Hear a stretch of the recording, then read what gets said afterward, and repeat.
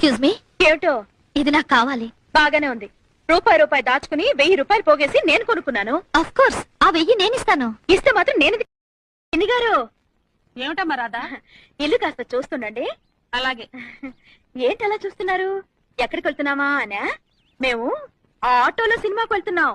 ఆటోలో వెళ్లి బాల్కనీలో కూర్చుని సినిమా చూసి ఆటోలో వస్తేనే గాని మాకు సినిమా చూసినట్టుండదు. ఏమిటో? అది సరే, ఈ నెల ఇంటద్ది ఇంకా ఇవ్వలేదేమిటమ్మా? నడుస్తాను కాబట్టి బయట పని అనుకోండి.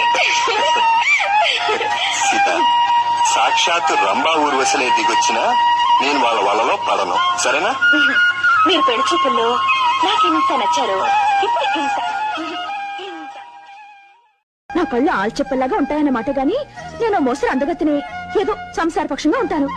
ఎర్రగా బుర్రగా ఉన్న దేవతన్న మిమ్మల్ని ఎగరేసుకుపోతుందేమోనని భయం. అందుకే మనలో మనమాట. నాకన్నా రవ్వంత అందమైన ఆడవాళ్ళని చూస్తే నా కుళ్ళు.